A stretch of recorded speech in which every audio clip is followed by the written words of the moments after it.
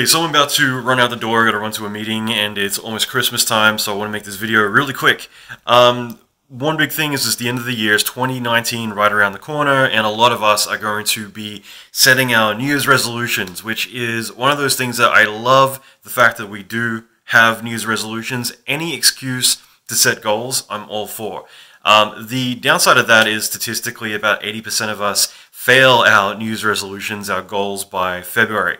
So the key thing about that is the reason that we typically fail is because we've got such a lengthy period of time that we have to accomplish our goals. We've got all of next year to do these 1, 2, 3 things that we've set out to do.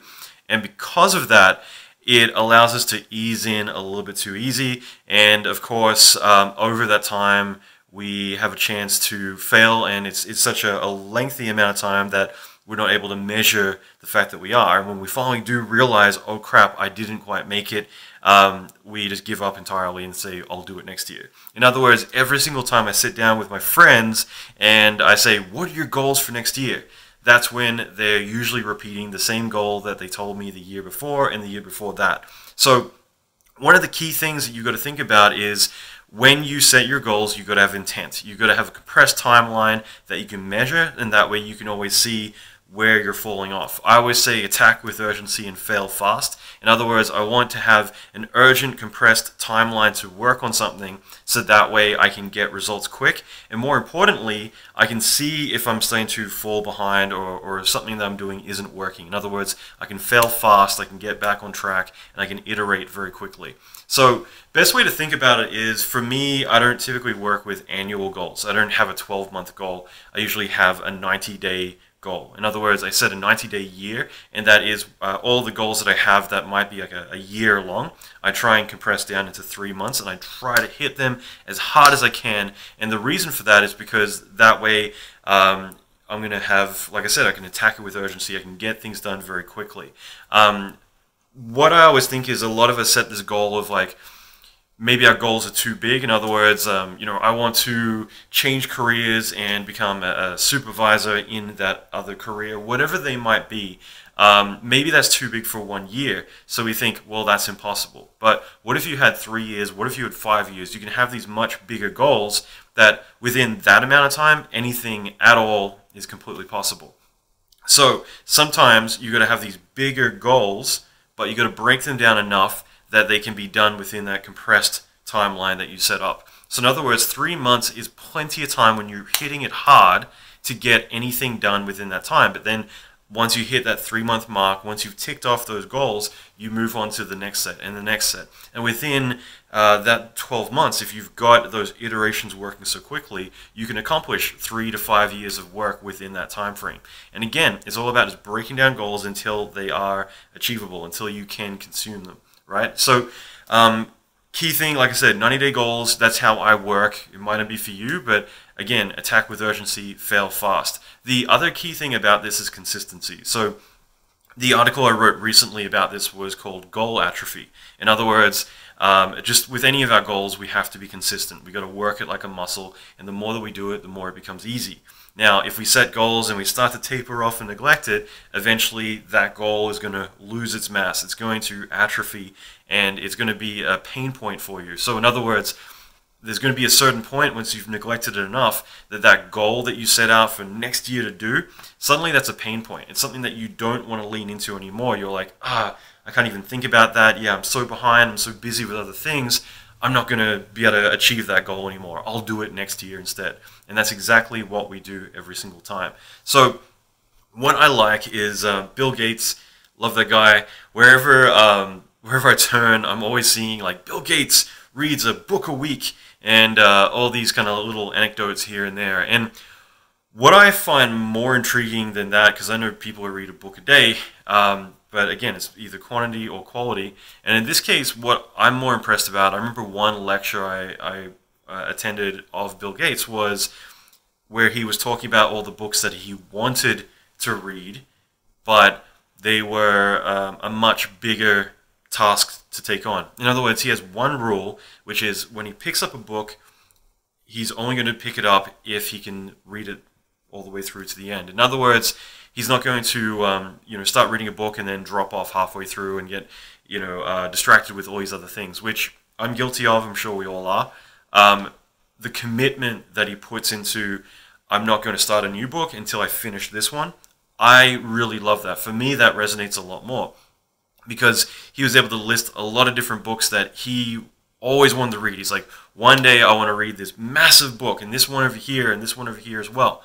But right now, my time is my biggest currency that I have, and I'm too spread thin with everything else. So I can't commit to reading that book until I know that I'm able to really commit properly, right? And I think that that is something that we can apply to our goals as well. I think that it's very easy for us to start firing out all these goals, like, I'm going to do this, I'm going to do that, and we're getting that dopamine hit, we're going to feel all good, telling all of our friends all these things that we're going to achieve. And because of that, we think the hard work's done. I've set out to do this goal, now I just got to do it, and it's going to be easy. So setting all these goals without the expectation, or at least not the commitment to see it through, is typically where we're failing. Okay, that's where we let things atrophy, because we set out thinking that the hard part was coming up with the goal, and the hard part was saying, I'm going to do it, instead of committing to seeing it through to the end. So I think a lot of us are going to have all of these goals that we've set out to accomplish and we've abandoned along the way. And I think that the hard part is actually accomplishing them. Usually we hit that resistance, and that resistance is where we stop. Okay, so in other words, as soon as something becomes a little bit difficult, or we're not quite sure what to do, we're like, man, this is really tricky. I'm going to take a break. I'm going to figure out what I got to do here. And that's where we usually let that goal atrophy. So I think if we go in expecting some life-changing goals to be easy, we're not setting the bar high enough. Typically, any goal, anything that we want to do is going to be difficult. It's going to have a lot of friction. It's going to be an obstacle that we need to overcome. So if we're not going in expecting things to be difficult, we're either going to be in for a rude shock, or we're setting goals that are a little bit too easy and shouldn't be something that we're seeking out in the first place. In other words, there's always going to be pain, and there's always going to be resistance with any skill or anything that we want to accomplish. And the whole point is that you overcome that obstacle, and each time you do that, you acquire a new skill.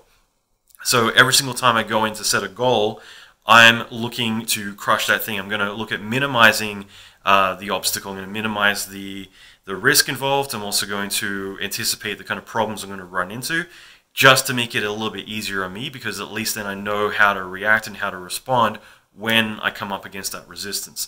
But make no mistake, there's going to be a resistance. This is meant to be difficult. That's the whole point.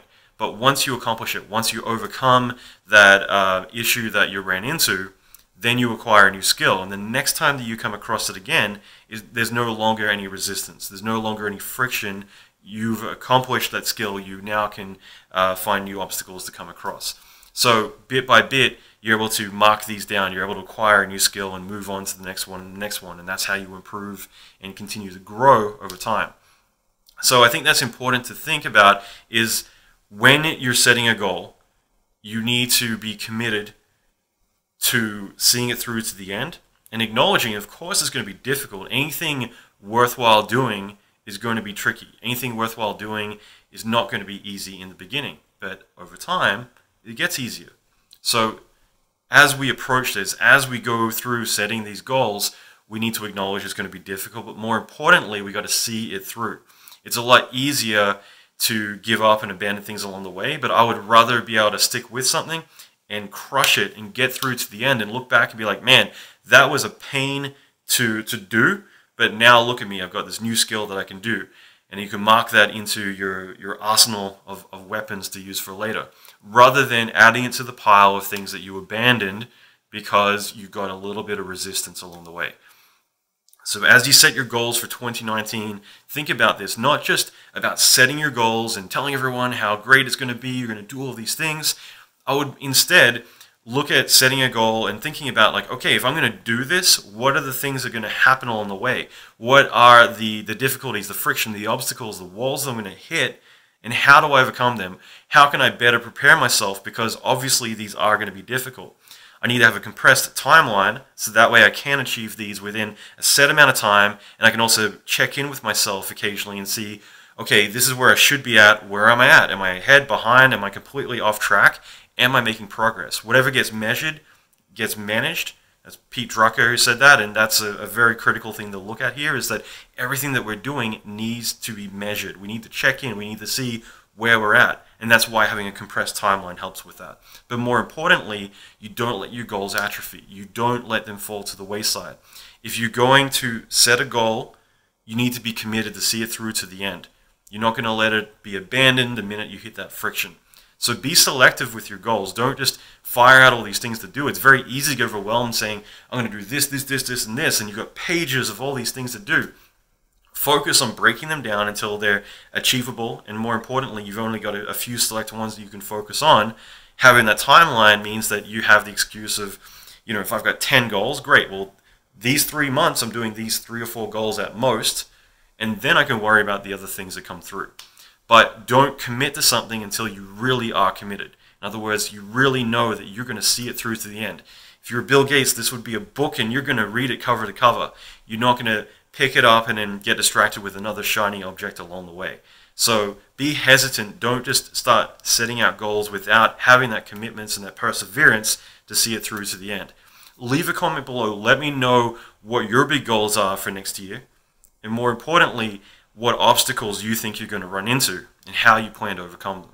I'd love to hear from you. I'd love to see what you think are the big ones that you want to tackle.